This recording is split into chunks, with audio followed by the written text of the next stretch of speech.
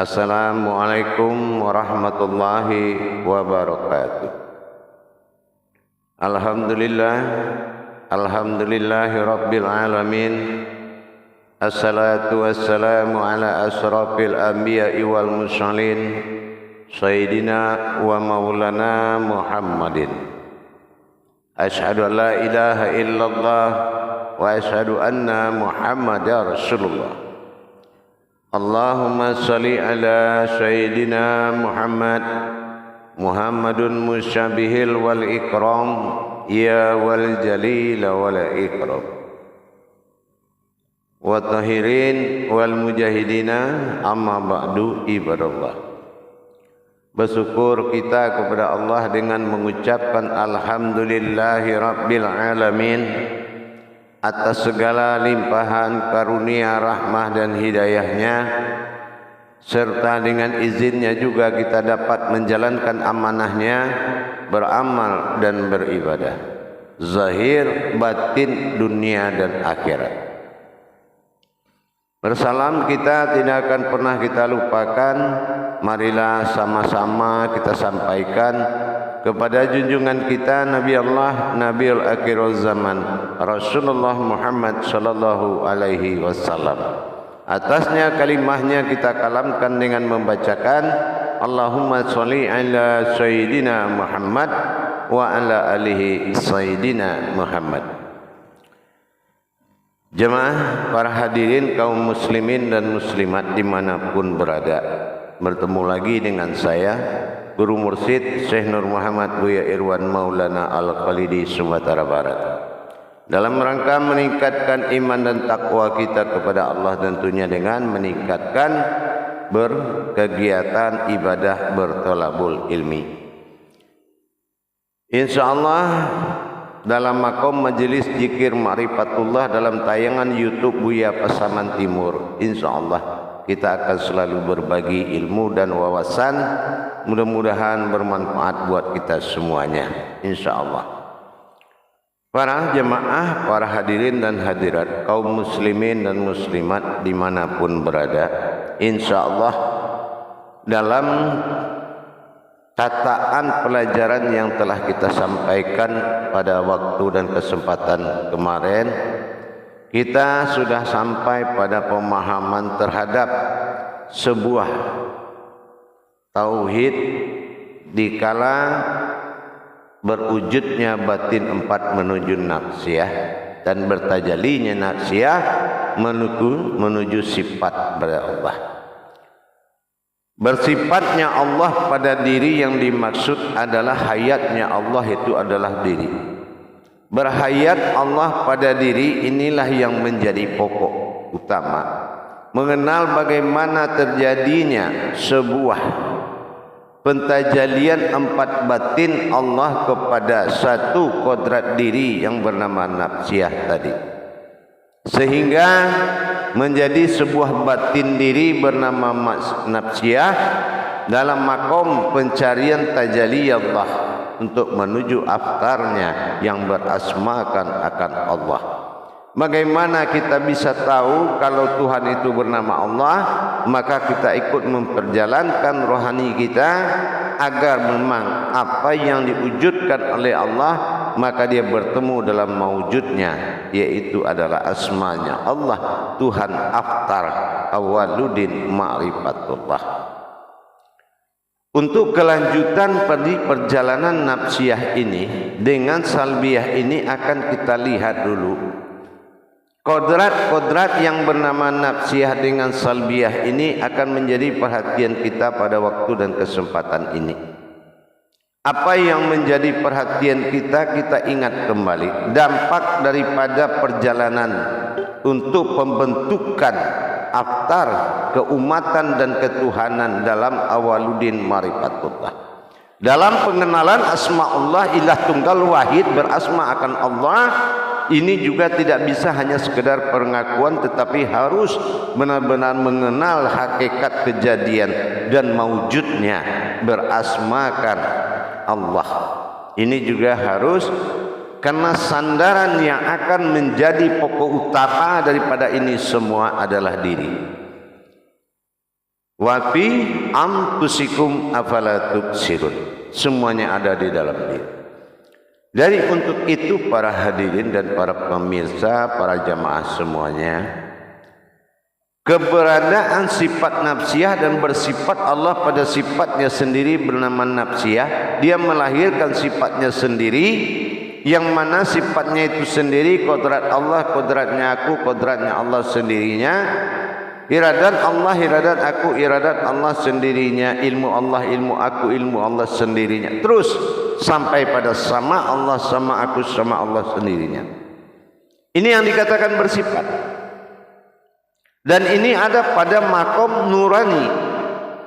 Nurani adalah bermakom kepada batin bernama ma'ni, ma'ni mawujud bernama ma'nawiyah.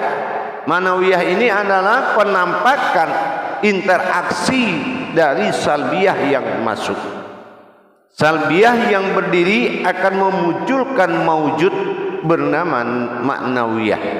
Ma'nawiyah ini adalah sebuah kodrat sifat bagi Allah, karena dengan itulah dia bisa mengenal siapa diri yang menyembahnya, yang berasal dari dirinya sendiri. Untuk itu jamaah sekalian, coba kita mengenal lagi kepada kodrat tadi awal. Kita sudah mengenal ada 4 batin Allah yang maujud.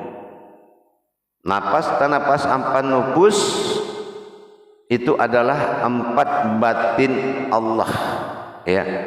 Nah, 4 batin Allah ini harus benar-benar kita lihat sifat dari maujudnya. Setelah itu ada yang dikatakan, itu yang disebut dengan menjadi kodrat salbiyah dari 4 batin tadi. 4 batin akan maujud dan berpenampakan dalam bersifat menuju 7 sifat. Nah, artinya apa? Kodrat yang dikatakan 4 tadi sudah maujud kepada sebuah wujud batin, yaitu melalui 5 sifat, yaitu salbiyah. Jadi 4 wujud batin menuju kodrat salbiyah. Kalau manawiyah dia hanya penampakan atau bersifat, ya. Jadi seantara salbiyah dengan kehadiran batin wujud Allah yang masuk dinamakan nafsiyah, maka 4 batin ini berhadapan dengan 5, yaitu salbiyah, sifat kekuasaan zatnya Allah, dengan 5 kekuasaan wujud kidam bako mukalifatul hawadis yakbuhu minapsihi. Jadi datangnya 4 batin menuju 5 kodrat disebut dengan zat, maka berjumlahlah 9. Nah, 9 adalah lihat kodratnya. Kodrat batin dengan kodrat zat disebut dengan kodrat wujud adalah salbiyah.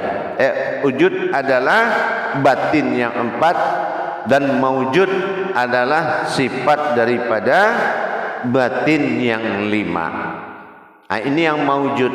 Jadi kalau wujudnya 4, maujudnya 5, jumlahnya 9.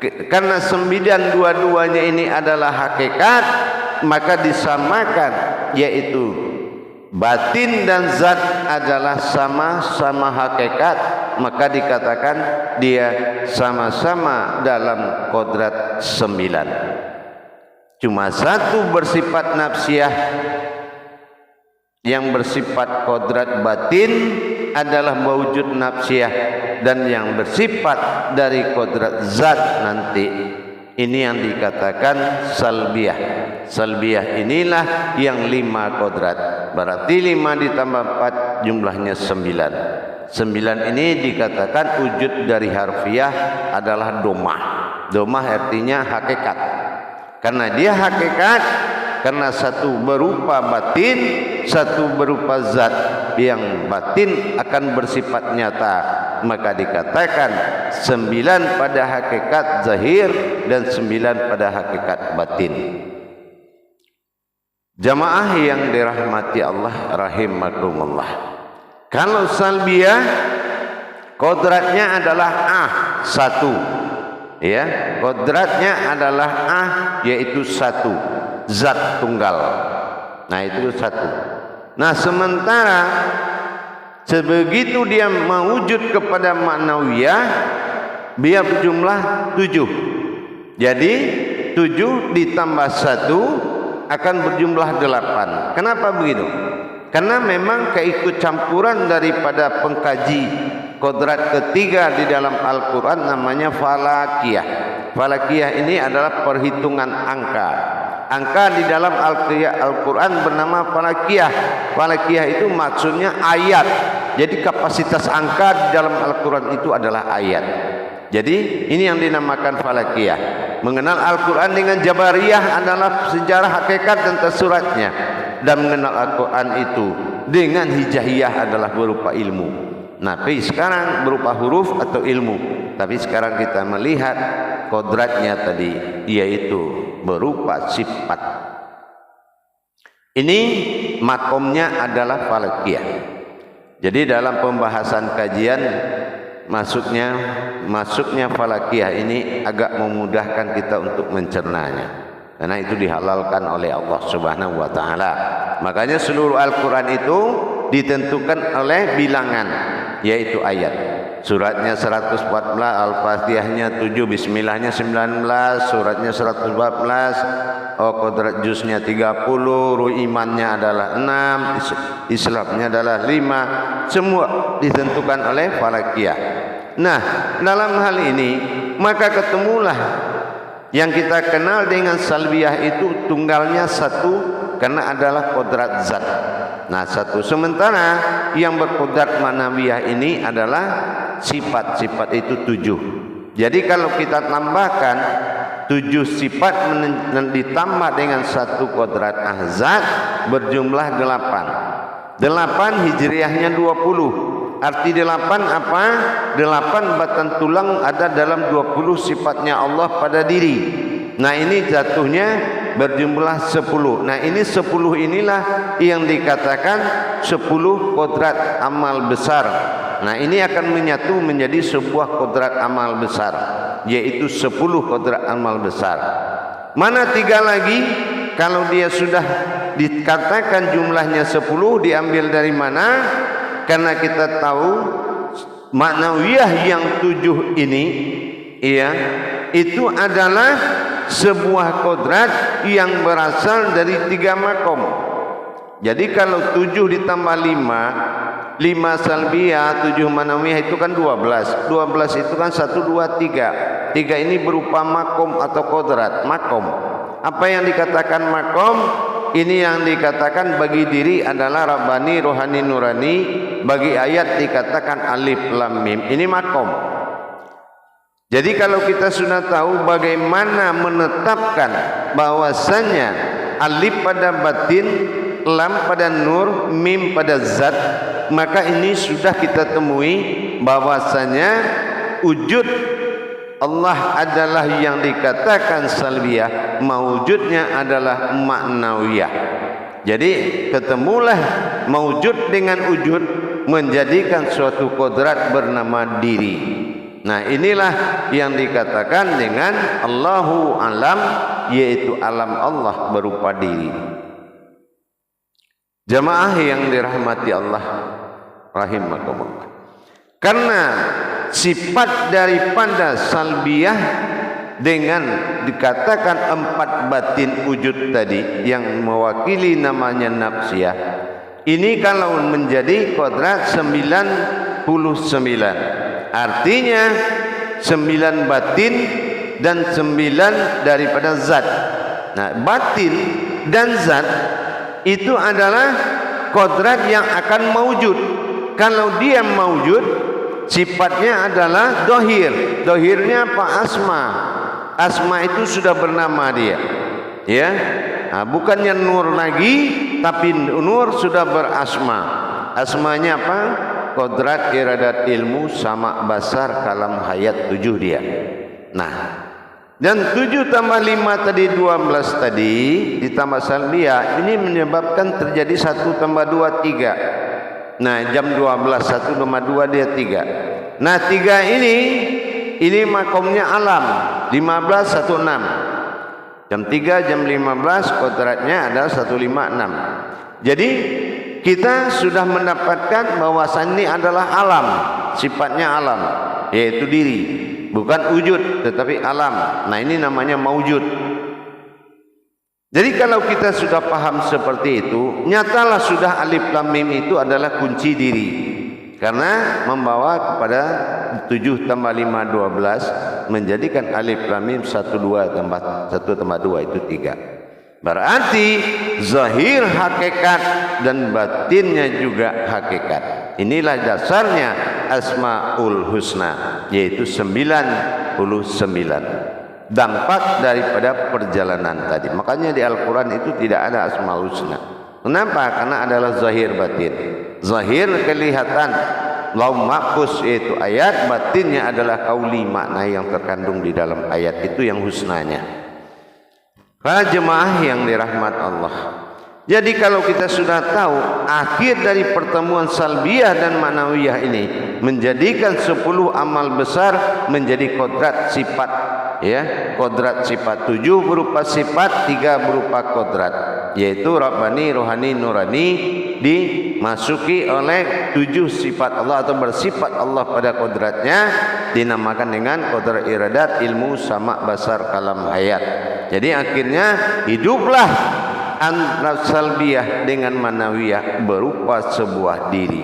Nah, inilah yang dikatakan zahir dan batin. Zahirnya pada batin 9 tubuh dan batinnya pada 9 diri rohani. Inilah zahir batin disebut Asmaul Husna. Asmanya zahir di luar terlihat dan husnanya adalah batin yang kodrat yang bergerak. Inilah yang dikatakan kodratnya daripada nafsiyah dan salbiyah. Akhirnya jatuhlah kodrat ini bernama wujud dan mawujudnya. Baik, wujudnya adalah batinnya 4, mawujudnya adalah 5 zat'ah pada salbiyah. Nah, terus manawiyah adalah hayatnya Allah yang akan naik kepada sifat itu akan berjumlah 7. Nah, begitu akan berjumlah 7.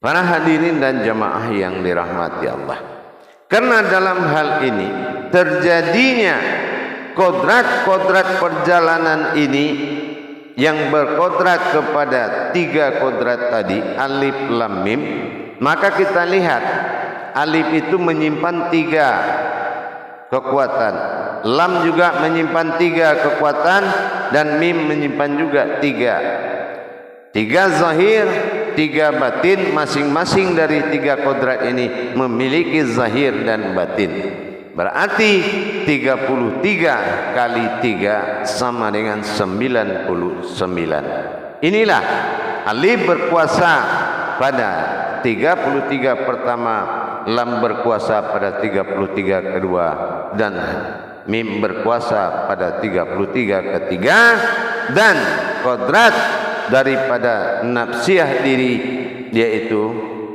masuk kepada 10 amal besar. 10 amal besar ini adalah diri yang mengingat, yang memegang tasbihnya. Inilah kodrat diri. Nah, inilah dikatakan 10 amal besar dari perjalanan itu menuju diri yang hakikat. Nah, inilah yang dikatakan sifat 3 pada zahir bernama asma, sifat 3 pada batin bernama husna. Zahir batin itulah yang asmaul husna. Nah, inilah dari nafsiyah dan salbiyah bertemulah zahir dan batinnya Allah bagi diri di dalam alam Asmaul Husna. Di sini kesimpulannya kita pahami, kalau yang dikatakan maknawiyah adalah hayat, kodratnya adalah maujud. Sementara nur, kodrat batin ma'ani yang menuju maknawiyah ini adalah bersifat nafsiyah. Nafsiyah itulah berupa batin Allah yang menjadi jalan tajalli antara nafsiyah dengan sifat salbiyah. Jadi kalau nur itu ditambah zat, maka akan menjadi wiyah ma'nawiyah. Nah, inilah kesimpulannya. Dan apa yang dikatakan nafsiyah bergerak di jalan tajalli batin. Inilah batinnya diri, kodratnya adalah batin. Nah, ini yang dikatakan hu atau aku. Nah, sementara untuk mendapatkan sebuah kodrat hu tadi, inilah dikatakan ha dan domah u. Kalau ha aras, domah u adalah batin.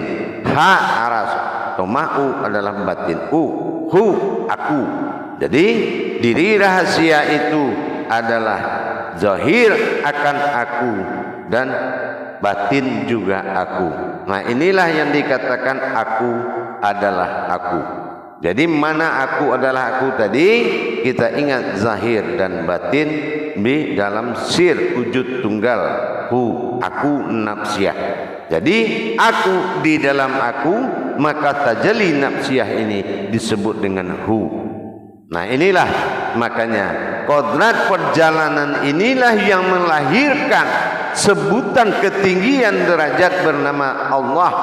Ya, inilah ketinggiannya bernama Allah. Marifatul izzatullah alif. Maka itulah pengenalan zat. Dia satu yaitu salbiyah. Nah, begitu juga dengan lam kedua, yaitu berkodrat dari sifat. Mana yang sifat berkodrat adalah batin ma'ani yang menggerakkan 7 sifat Allah. Nah, itu dikatakan dengan ma'nawiyah. Bagaimana dengan nafsiyah? Nafsiyah adalah wujud sir batin Allah yang dinamakan aku. Aku adalah zat dan sifatku sendiri. Aku bergerak dengan sifat dan zatku sendiri. Allah bersifat salbiyah, disebut asmanya Allah. Sementara maknawiyah adalah kebesaran Allah bersifat nur hayat. Ini dinamakan akhbarullah. Dan hu adalah nafsiyah, aku batin bertajalli, kodratnya nyawa bagi diri. Tetapi keakuan inilah yang akan menghadirkan diri rahasia, yaitu sirullah yang akan diperjalankan sebagai kodrat diri kepada Allah Tuhan. Untuk itu para jemaah sekalian, dengan kita memahami perjalanan antara sifat manawiyah dengan salbiyah, yang sedang menjadi kajian Tuhan adalah diri, kajian diri adalah Tuhan, semakin dekat pengenalan kita, semakin kita tidak berdaya, semakin di situ juga keagungan Allah akan berjalan. Dan kehadiran Allah adalah bersifat pada diri kita, bukan hanya kehadiran kepada umat, tapi kehadiran kepada sifatnya sendiri. Inilah rentetan dari pendalaman kajian dan dari sifat 4 batin ditambah 5 salbiyah tadi menjadikan 9. Ini hanya 9 itu adalah angka, kali berapa saja dia tetap akan berjumlah 9. Artinya kekuatan Allah itu adalah meliputi sekalian alam di atas segala rongga. Inilah yang membuat hayyun baqo, adanya kekekalan hidup di diri kita. Kenapa? Karena kalau kita lihat lagi kenapa Allah tidak mengeluarkan Asmaul Husna dalam Al-Quran, sesungguhnya telah terjadi pentajalian Al-Quran.